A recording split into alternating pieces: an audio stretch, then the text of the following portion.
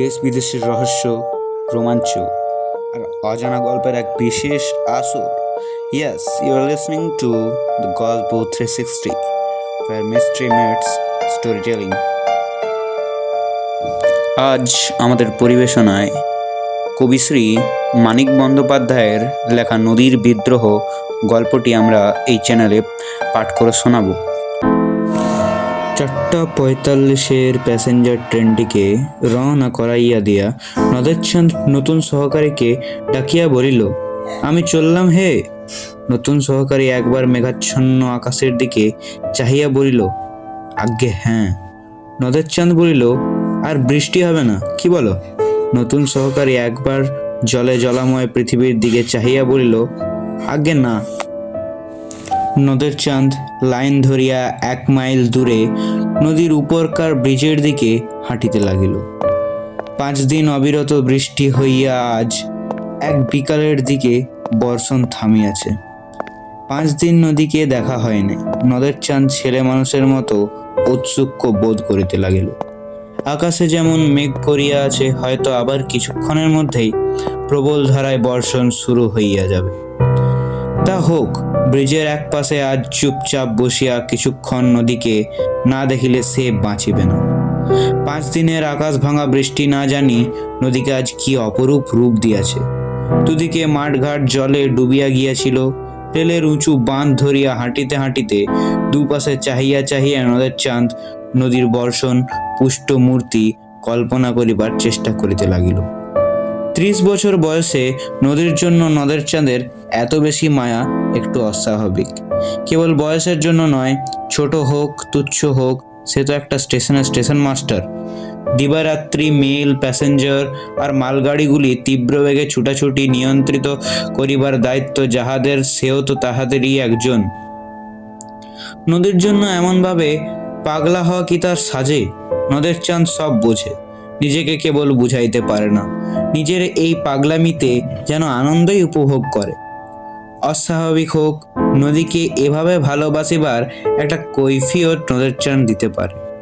নদীর ধারে তার জন্ম হইয়াছে, নদীর ধারে সে মানুষ হইয়াছে, চিরদিন নদীকে সে ভালোবাসিয়াছে। দেশের নদীটি তার হয়তো এই নদীর মতো এত বড় ছিল না, কিন্তু শৈশবে, কৈশোরে আর প্রথম যৌবনে বড় ছোটর হিসাব কে করে? দেশের সেই ক্ষীণ স্রোতা নির্জীব নদীটি অসুস্থ দুর্বল আত্মীয়ার মতোই তার মমতা পাইয়াছিল। বড় হইয়া একবার অনাবৃষ্টির বছরে নদীর ক্ষীণ স্রোতধারাও প্রায় শুকাইয়া যাইবার উপক্রম করিয়াছে দেখিয়া সে প্রায় কাঁদিয়া ফেলিছিল। দুরারোগ্য ব্যাধিতে ভুগিতে ভুগিতে পরমাত্মীয়া মরিয়া যাওয়ার উপক্রম করিলে মানুষ যেমন কাঁদে। ব্রিজের কাছাকাছি আসিয়া প্রথমবার নদীর দিকে দৃষ্টিপাত করিয়াই নদেরচাঁদ স্তম্ভিত হইয়া গেল। 5 দিন আগেও বর্ষার জলে পরিপুষ্ট নদীর পঙ্কিল জলস্রোতে সে চাঞ্চল্য দেখিয়া গিয়াছে, কিন্তু সে চাঞ্চল্য যেন ছিল পরিপূর্ণতার আনন্দের প্রকাশ। আজ যেন সেই নদী খেপিয়া গিয়াছে। গাঢ়তর পঙ্কিল জল ফুলিয়া ফাঁপিয়া ফেনোচ্ছ্বসিত হইয়া ছুটিয়া চলিয়াছে। এতক্ষণ নদেরচাঁদ একটি সংকীর্ণ ক্ষীণ স্রোতা নদীর কথা ভাবিতেছিল। তার 4 বছরের চেনা এই নদীর মূর্তিকে তাই যেন আরও বেশি ভয়ঙ্কর, আরও বেশি অপরিচিত মনে হইল। ব্রিজের মাঝামাঝি ইট, সুরকি আর সিমেন্টের গাঁথা ধারকস্তম্ভের শেষ প্রান্তে বসিয়া সে প্রতিদিন নদীকে দেখে। আজও সে সেইখানেই গিয়া বসিল। নদীর স্রোত ব্রিজের এই দিকে ধারকস্তম্ভগুলিতে বাধা পাইয়া ফেনিল আবর্তন রচনা করিতেছে। এত উঁচুতে জল উঠিয়া আসিয়াছে যে মনে হয় ইচ্ছা করিলে বুঝি হাত বাড়াইয়া স্পর্শ করা যায়। নদেরচাঁদের ভারী আমোদ বোধ হইতে লাগিল। পকেট খুঁজিয়া পুরাতন একটি চিঠি বাহির করিয়া সে স্রোতের মধ্যে ছুড়িয়া দিল। চোখের পলকে কোথায় যে অদৃশ্য হইয়া গেল চিঠিখানা। উন্মাত্ততার জন্যই জলপ্রবাহকে আজ তাহার জীবন্ত মনে হইতেছিল। তার সঙ্গে খেলার যোগ দিয়া চিঠিখানা যেন তাড়াতাড়ি লুকাইয়া ফেলিয়াছে। 2 দিন ধরিয়া বাহিরে অবিশ্রান্ত বর্ষণের সঙ্গে সুর মিলাইয়া নদেরচাঁদ বউকে প্রাণপণে একখানা 5 পৃষ্ঠাব্যাপী বিরহ বেদনাপূর্ণ চিঠি লিখিয়াছিল। চিঠি পকেটেই ছিল।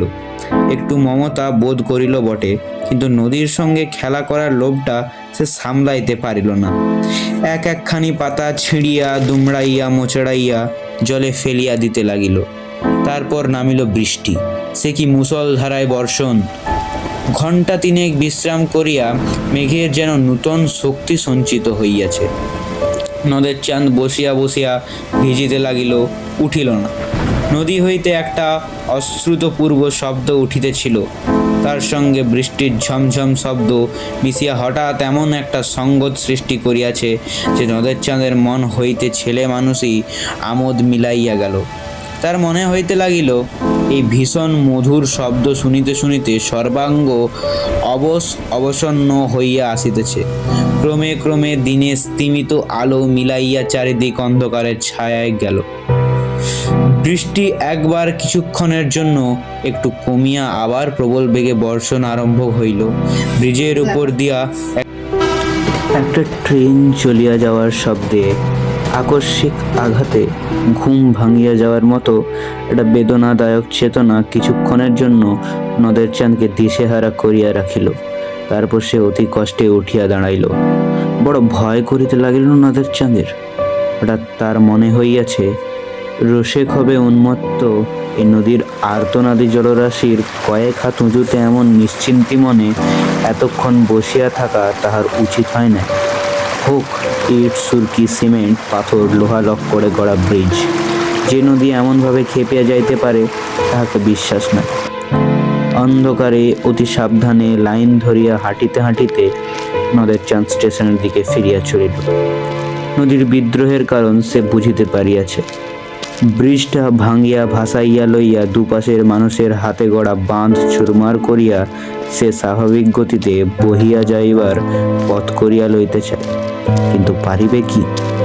পারিলেও মানুষ কি তাকে রেহাই দিবে? আজ যে ব্রিজ আর বাঁধ সে ভাঙিয়া ফেলিবে, কাল মানুষ আবার সে ব্রিজ আর বাঁধ গড়িয়া তুলিবে। তারপর এই গভীর প্রশস্ত জলপূর্ণ নদীর তার দেশের সেই ক্ষীণ স্রোতা নদীতে পরিণত হইতে না জানি মোট কতদিন লাগিবে।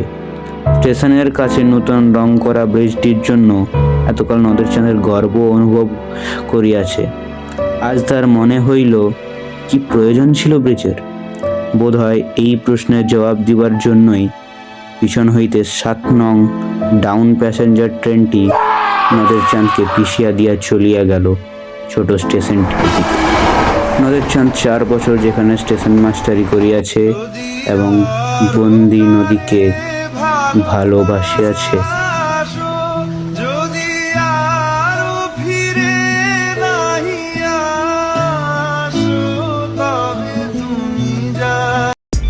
হেই ফ্রেন্ডস, কমেন্টে নিশ্চয়ই জানাবেন আমাদের ভিডিওটি কেমন লাগলো, গল্প কেমনভাবে আমরা পাঠ করেছি। আর এই গল্প পুরোটাই পাঠ করেছি আমি, দেবজিৎ মুখার্জি। আর আমাকে সাহায্য করেছেন নানা দিক থেকে সৌরভ এবং নীলাদ্রিত।